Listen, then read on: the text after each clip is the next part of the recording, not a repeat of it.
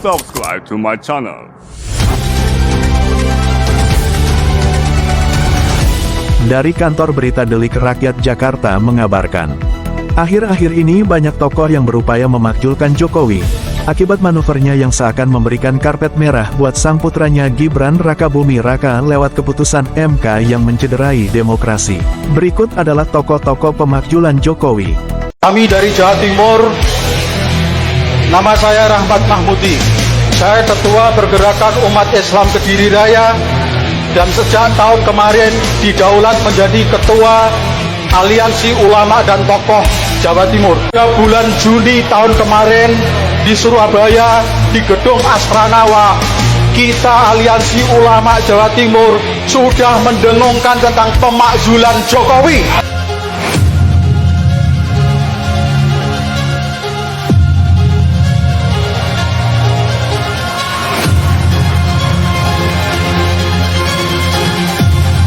Yang kita lihat, putusan MK bukan lagi berdasar dan berlandas atas kepentingan konstitusi. Maka kita harus mengajak secara sadar, dan kita harus sadarkan bahwa konstitusi kita sedang diinjak-injak. Kita harus menggunakan hak konstitusional yang dimiliki oleh lembaga DPR. Saya, Pak Ibu Ketua saya, Masinton Pasaribu, anggota DPR RI dari daerah pemilihan DKI Jakarta.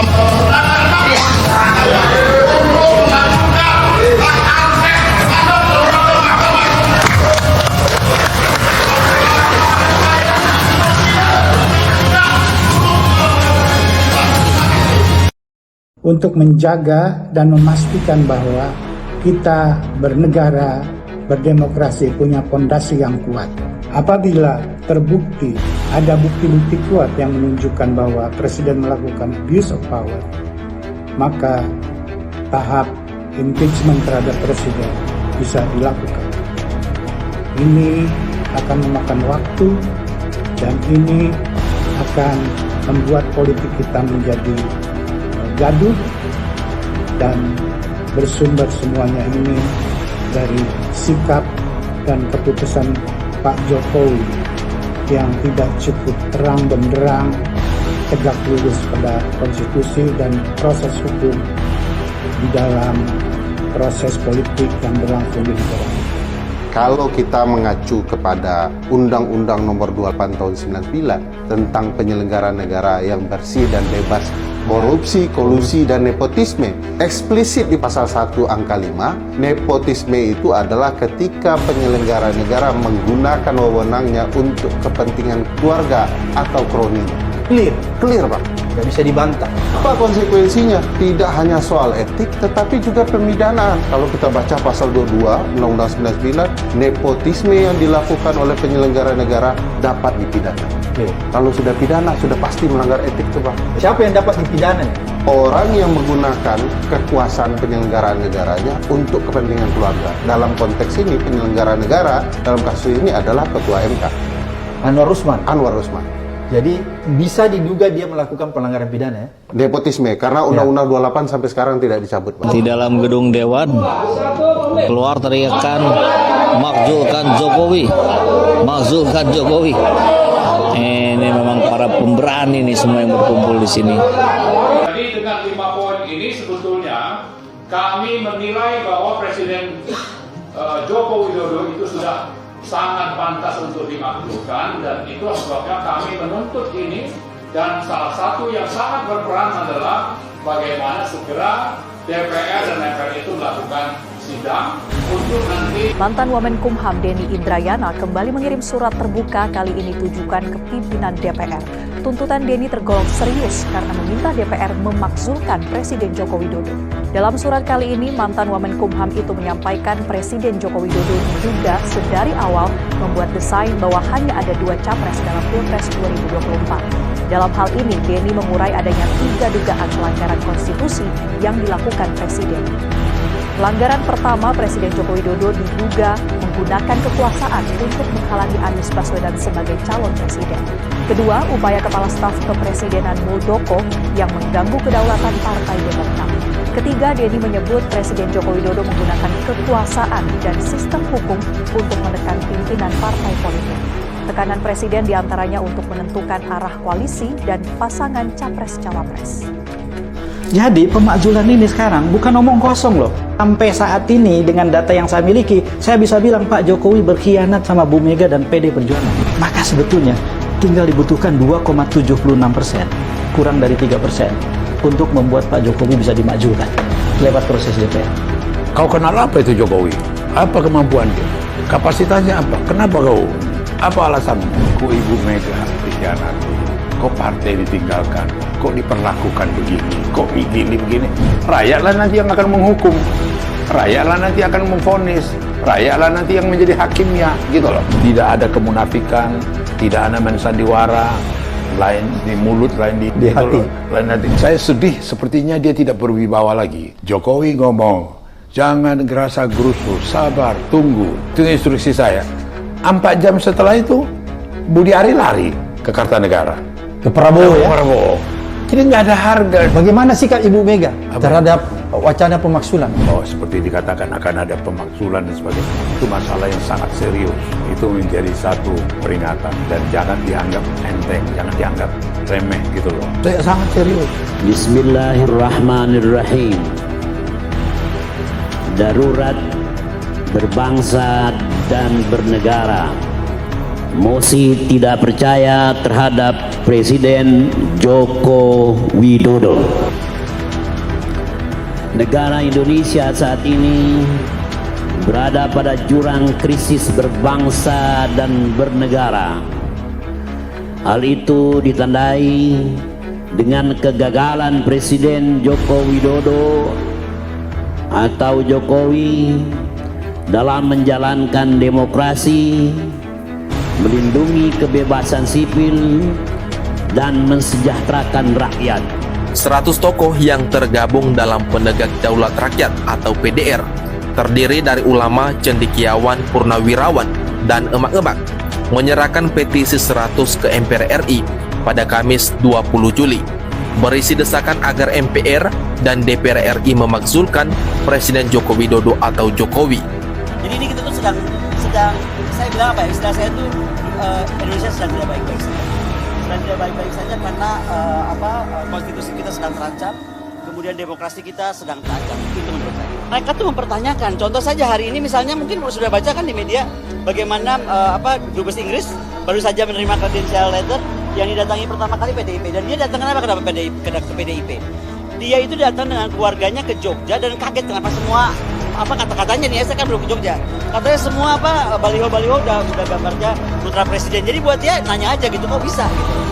Dan ini kan jadi pertanyaan, dan nah sekarang kita nggak usah perdebatkan apa, tanya nurani kita. Inikah yang kita mau gitu, dan sampai kapan? Saya malah sampai bercanda bilang lah, ngapain ngenanggung kok sampai sekarang, bilang aja MK besok-besok cucu presiden juga boleh jadi wapres umur 10 tahun atau 15 tahun. Kan jadi we cut all this headache. Yusril menjelaskan alasan pemakzulan tercantum dalam pasal 7A dan 7B Undang-Undang Dasar Negara Republik Indonesia tahun 1945. Ada 7 alasan pemakzulan, antara lain pengkhianatan terhadap negara, korupsi, penyuapan, tidak pidana berat lainnya, melakukan perbuatan tercela, dan tidak lagi memenuhi syarat sebagai presiden.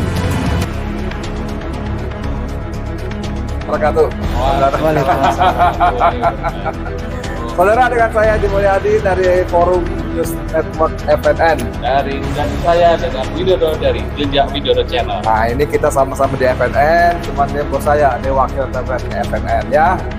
Pantengin. Keren. Kita punya tamu tidak muda lagi, tapi semangatnya tetap bergelora. Bergelora mau kayak partai dong ya. Tetap bergejolak. Nah, Bitor Suryadi, apa kabar bos? Sehat ya? Baik, alhamdulillah. Bitor Suryadi ini aktivis dan kader PDIP senior. Dulu tahun berapa bikin rap Bin ya?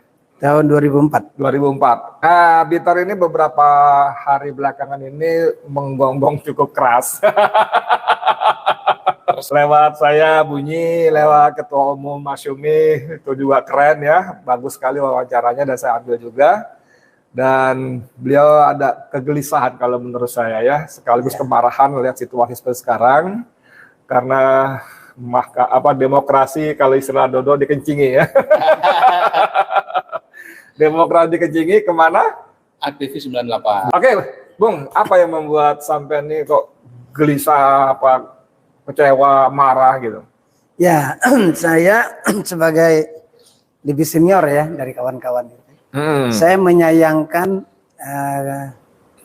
sikap politik mereka. Ya. Bahwa mereka ikut ke sebelah sana ketika Prabowo belum punya paslon. Ya. Kami setuju-setuju aja, kawan. Kan? Hak konstitusi ya. Hak konstitusi, karena apalagi mereka adalah kawan-kawan muda yang kita harapkan untuk masa depan. Ya. Nah, ketika Gibran dengan berbagai caranya untuk bisa lolos dari 35 tahun 40 dengan tanda kutip penambahan kalimat, kenapa mereka diam? Itu jadi permasalahan saya. Jadi kawan-kawan 98 ini kan bersama-sama kita, karena kita tahun 80-90 kita sudah tampil lebih duluan dan mereka adalah anak-anak muda yang ikut kita, yang kita latih melakukan perlawanan terhadap kekuasaan otoriter Soeharto untuk memperjuangkan demokrasi. Hasil gerakan 98 itulah yang menjatuhkan Soeharto, terus memperbaiki konstitusi, terus menegakkan demokrasi yang kita sama-sama perjuangkan untuk menolak KKN, kita menolak lagi segala macam itu. Nah, dari gerakan 98 itulah terbit yang disebut 2 periode. Oke, 2 pembatasan periode, maksimal ya. Pembatasan maksimal karena kita kecewa, begitu kecewa dengan Soeharto. Sampai kita di penjara, kita dikejar beberapa kawan-kawan. Sempat masuk ya? Saya 2 kali di penjara. 7 kali saya ditangkap. 7 Tapi kali. terus saja saya aksi terus. Masing-masing berapa tahun tuh penjaranya? Kalau yang saya semuanya 5 tahun. Total 5 tahun. 2 kali masuk. Jadi maksud saya, hasil gerakan perjuangan yang begitu maksimal itu, kok mereka tonton dengan berdiam diri ketika itu dilakukan oleh Gibran yang idolanya mereka gitu. Seharusnya kan mereka berontak dari dalam kan. Kenapa mereka biarkan? Jadi hasil nilai perjuangan. Jadi kalau kita mau bangga, apa sih yang dibanggakan 98? Apakah setiap tahun merayakan hari 25 tahun reformasi, terus menampilkan gambar-gambar foto-foto mereka? Apa itu? Nggak pernah juga. Iya kan? Sebenarnya kan hasilnya itu adalah ini, membatasi kekuasaan 2 Itu kali. mahkotanya Itu reformasi mahkotanya, ya? itu reformasi. Iya. Terus mereka diam. Padahal mereka kan bisa bicara sama Prabowo. Kan mereka sehari-hari ketemu Prabowo kan sebagai relawan. Bilang dong sama Prabowo, Pak jangan itu dong. Jadi kan mereka ini kalau kita lihat mereka masuk mendukung Prabowo itu kan sebelum kejadian. Jadi mereka sudah macam Noel segala macam itu kan, Haris itu kan sebelum Budiman itu kan sebelum ada Gibran. Nah ketika Gibran dengan brutal dia paksakan itu, kok mereka di dalam nggak bersuara. Harusnya. Padahal kan di situ ada Bang Yusril yang juga sudah siap dengan SKCK, ada Erick Thohir, atau Budiman. Budiman kan masih bisa. Budiman masih bisa karena masih ada waktu kan. 8 November hari terakhir untuk pergantian calon cawapres. Dorong dong Budiman. Karena Budiman pernah kita kan jadikan idola pada 96 kan. Tapi perjuangan itu kan punya nilai. Ada nilai-nilai. Yang disebut aktivis itu kan sesuatu yang orang-orang tertentu kan. Artinya orang yang punya keberanian, kecerdasan, punya sikap. Nah, sekarang sikap mereka itu yang dipertanyakan. Jadi waktu mereka masih Prabowo sendiri ya, belum punya calon, kita oke. Kita tidak bermasalah dengan Prabowo, dengan masa lalunya, masa depannya. Sudah selesai karena dia pernah jadi cawapresnya kita, Bu Mega. Jadi Gibran itu dipersoalkan karena penampilannya atau karena rekayasa di MK yang dipersoalkan? Karena anak kecil masih ingusan dan lain sebagainya atau gimana? Ya itu kelengkapan kesemuanya ya, kelengkapan kesemuanya.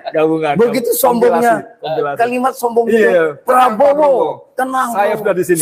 Siapa kamu kalau bukan anak Jokowi? Ya kan? Itu bentuk dari kesombongan. Bentar. Dan itu aktivis tepuk tangan. Kawan-kawan itu tepuk tangan. Di situ, waduh, berapa orang diantaranya kan kawan dekat saya. Lah, kok gitu kalian? Itu Anda baca kalimat tenang Pak Prabowo, saya udah di sini tuh apa maknanya? Ya itu dia untuk menunjukkan bahwa dia lebih perkasa dari orang lain. Dia lebih siap, dia punya massa, punya pendukung, segala macam, dia punya uang. Iya. Jadi terkooptasi itu kan kalimat tadi, kan ingin menang. Jadi semua cara. Nah, ini kan cara-cara Maxis Valley yang di Jawa, cara-cara Raja Jawa kok seperti itu gitu loh, mewujudkan keinginan. Seharusnya kan ya ikutinlah undang-undang yang kita perjuangkan. Kalau kita ngelihat desa, jadi gitu, desa dan aturan. Mereka kan punya 9 partai. Kalau aturan desa itu satu partai satu spanduk di desa, berarti kan mereka sudah punya 9 spanduk di desa. Satu desa ya? Satu desa. Kan banyak. Jadi desa itu sudah terkepung ya, dengan tersosialisasi. Kalau satu partai terus bawa ribuan sembako, mereka punya 9 partai. Udah masyarakat di situ tiap hari makan sembako kan. Artinya tanpa Gibran pun mestinya menang. Menang. Karena rombongan Betul. itu tadi. Iya, artinya fondasi yang sudah dibangun Prabowo sendiri dengan melakukan koalisi-koalisi itu kuat sekali. Prabowo kan masih dianggap senior daripada tentara, polisi segala macam, aparat segala macam. Kan bisa lah. Jadi kalau saya lihat peluang dia besar. Justru nanti kalau ada gerakan rakyat karena kawan-kawan di dalam membiarkan si Gibran ini, saya yakin merosot. Itu akan dilakukan gerakan itu. Ya, kami Oleh PDIP ya, atau gimana? Ya, artinya masyarakat yang kemarin ada di di koalisi Juanda, Bang Mulya Lubis, Mas Juanda. Terus dengan kawan-kawan lain ya, sekarang ini kan udah tumbuh semua nih. People power segala macam. Kelompoknya Pak Gatot juga kan sudah bikin tuh, kami itu kan. Banyak sekali sekarang ini. Tinggal cetus saja nih, kejadian. Ada jutaan orang turun di lapangan. Pintu masuknya pembangkangan yang dilakukan terus-menerus oleh keluarga Jokowi ini terhadap PDI Perjuangan, itu satu. Yang kedua, gejolak gerakan masyarakat selamatkan konstitusi dan demokrasi yang terjadi di MK. Kita hari ini dapat masuk bahwa Usman itu, Anwar Usman, menolak untuk diberhentikan, mundur karena dia bilang jabatan milik Allah. Jabatan milik Allah. Nah, kekerasan itu kan akan membakar kemarahan. Nah, itu yang kita harapkan. Itu yang kita lihat akan marah. Minggu depan bisa kejadian. Minggu depan. Minggu depan ya. Ya, kita lihat nanti kan gini. Bang Jimli kan bilang terakhir nanti itu kan tanggal 8. Nah, kalau tanggal 8 itu ternyata Bang Jimli juga tidak tegas, membiarkan kejahatan yang terjadi di MK, sehingga penumpukan kekecewaan kan. Jadi masyarakat kecewa dengan 9 hakim mahkamah, plus tambah 3 orang yang sama Bang Jimli ini kan. Jadi harapan negara ini, negara hukum itu apa? Sementara rakyat setiap hari ditangkapi karena masalah hukum. Ini kan merusak negara. Artinya mereka-mereka ini mendukung konstitusi dirusak dengan penambahan kalimat pernah menjadi pejabat negara. Sedang itu atau pernah. Nah, itu menyebabkan berarti kan elit di atas tidak percaya hukum. Nah, itu yang membuat gejolak. Karena banyak sekarang kasus ya, kasus kawan-kawan buruh yang sudah jutaan juga di bawah pimpinan Jumhur, terus kawan-kawan yang lain kan.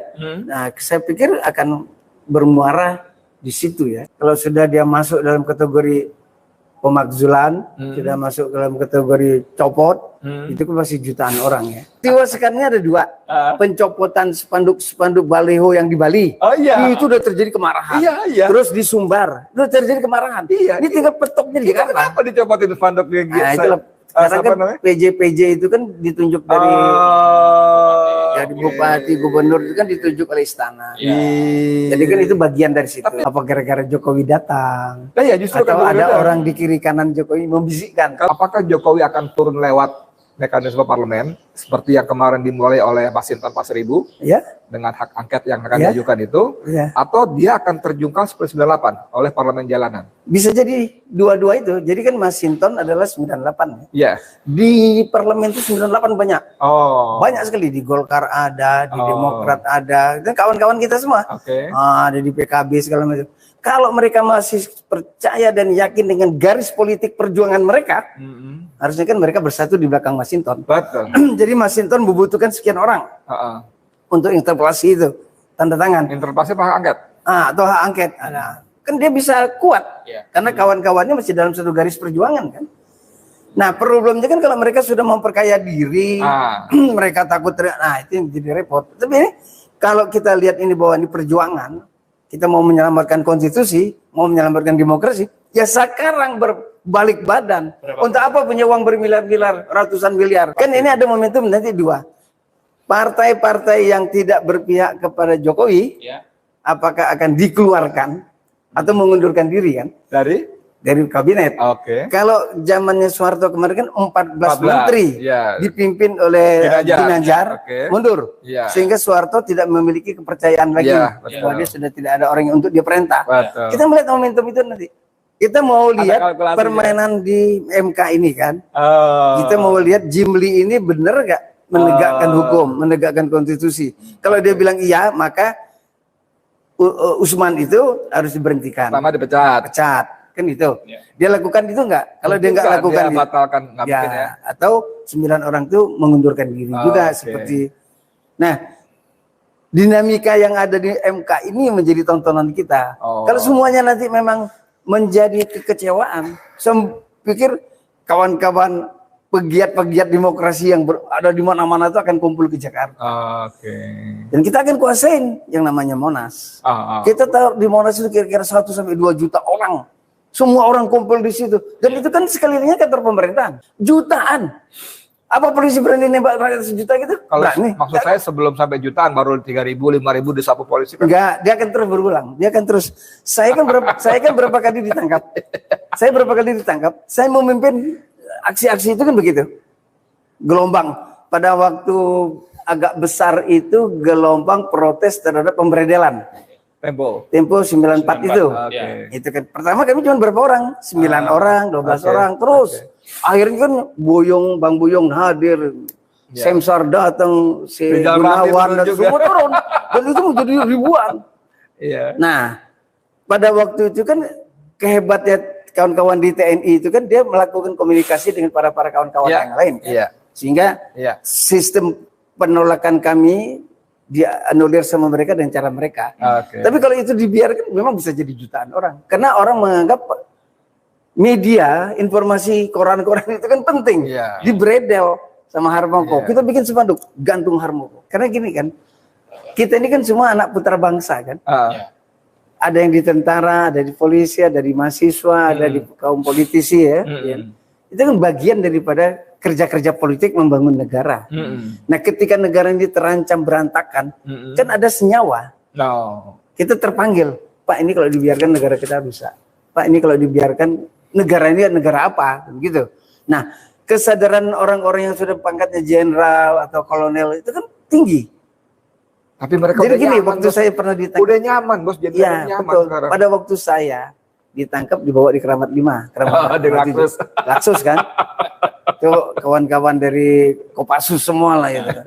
Dia bilang, Tor, bagus juga yang lu kerjain sama kawan-kawan lu. Karena kan kami tidak berjuang untuk perubahan ideologi. Tidak untuk perjuangan apa. Tapi kan kami merasa bahwa kami jenuh dengan Soeharto yang berulang-ulang. Ternyata kan itu bagian dari merit mereka gitu loh. Urutan kacang mereka untuk jadi pemimpin. Karena kalau masih Soeharto, jenderal-jenderal itu kan masih orang-orang itu. Iya, mereka nggak geser-geser. Dengan pergolakan itu kan ini berhenti semuanya. Mereka kan masuk. Jadi melihatnya kepentingan negara ke depannya itu. Dan Direktur ini nanti akan membuat apa namanya panggung rakyat ya? Zaman 98 di tim mimbar bebas. Di Diponegoro yang semua orang bisa orasi. Nanti akan bikin seperti itu. Kita bikin di mana titiknya? Monas. Saya lagi mencari gagasan ini kemana-mana. Jadi saya datang kemari untuk kepentingan itu. Jadi saya ingin menyuarakan kalau Jokowi, Gibran dan keluarganya masih begini. Terus masyarakat dikecewakan lagi dengan Jimli dan kawan-kawan tentang Mahkamah Konstitusi ini tidak maksimal. Maka jalan lempeng yang dilakukan untuk Gibran itu harus kita imbangi dengan kekuatan massa. Salahnya mereka membiarkan Gibran dan kawan-kawan dan keluarganya mengobrak-abrik konstitusi. Kalau Gibran itu sudah cukup umur, bukan cukup apa substansinya lah ya, kapasitasnya lah ya. Silakan. Maksud Jokowi dia dilatih untuk memanajerial itu. Ternyata kan dua-dua itu bangkrut. Jadi dia kaya itu kan dari lain pihak, bukan urusan dia. Nah dia mau jadi memimpin negara sebesar ini, kalau Prabowo ada apa-apa, presiden kita seumur itu yang tadinya di Solo hanya 5 kecamatan, dia mau membawa dunia, kan belum cukup. Nah itu yang diprotes oleh para kawan-kawan senior. Kok kita membiarkan ini begini kan gitu. Jadi ya kita berharap kawan-kawan yang ada di dalam sana, kawan-kawan yang pro koalisi di sana, dan kalian adalah orang-orang yang sudah bertindak dengan risiko pada waktu itu kalian harus meluruskan. Temuin Prabowo, ajak omong Prabowo bahwa kalian harus merubah calon itu. Boleh Budiman, oleh Bang Yusril, ada Herik, ya kan? Yang artinya kapasitas, umur, pengalaman, pengetahuan di atas Gibran. Di luar itu ada. Jadi yang kita mau lihat bukan semata-mata kemenangan karena ada Gibran, yang anak mudanya ada, itu kan yang menyebabkan. Jadi jangan melihat hanya kemenangan itu. Terus mau kemana negara ini? Nah kan kawan-kawan yang ada di di Gerindra ya, mohon maaf ya karena ini partai orang ya. Kita butuh juga mereka mempelajarin keadaan. Kami yang sudah membesarkan keluarga Jokowi, anak-anaknya, dikecewakan seperti itu. Apalagi nanti kalau mereka sudah sama-sama di istana, berapa lama? Bawakan. Gibran sanggup bertahan untuk tidak cepat-cepat pindah ke kantor sebelah, kantor presiden. Kan dia kantornya beda. Dia di kantor Wapres. Nah, ini kan kantor presiden. Yang kita pertanyakan seberapa kuat Gibran menahan emosinya untuk cepat pindah ke kantor sebelah. Dia masih muda. Jadi, dan dia kuat gitu. Tadi pagi saya bikin gini meme ya, saya bacain ya. Bagaimana jika Prabowo Gibran menang Pilpres? Bagaimana jika presiden berhalangan tetap? Sakit, mati, meninggal, gitu kan? Apa yang terjadi jika Gibran si bocil songong tanpa prestasi itu naik jadi presiden? Seperti apa nasib Indonesia ke depan? Nasib hampir 280 juta jiwa rakyatnya. Nasib 17.000 lebih pulau-pulaunya. Sumber daya alamnya. Dan kedaulatan bangsa dan negaranya. Bayangkan bos, negara sebesar ini, sedahsyat ini dipimpin oleh bocil songong yang nggak punya prestasi apa-apa. Dan ada kita. Ada kita sebagai rakyatnya. Kok kita diam? Parah betul gitu. Ya kan kita parah. Kita yang dianggap orang berdosa kan. Kau ngapain? Iya, ngapain aja. Itu kau kan warganya, kau negara kau. Nah ini yang kita mau tanyakan sama kawan-kawan yang 98 yang ada di sana. Kalau kalian kemarin pro Prabowo karena belum ada Gibrannya, kita masih terima ya. Kita masih terima. Kita nggak menuding-nuding. Masing-masing ya. Tapi sekarang dengan mata kepala kalian sendiri, mungkin juga kalian ikut bertepuk tangan ketika Gibran dimenangkan di Mahkamah Konstitusi itu. Kemana hati kalian?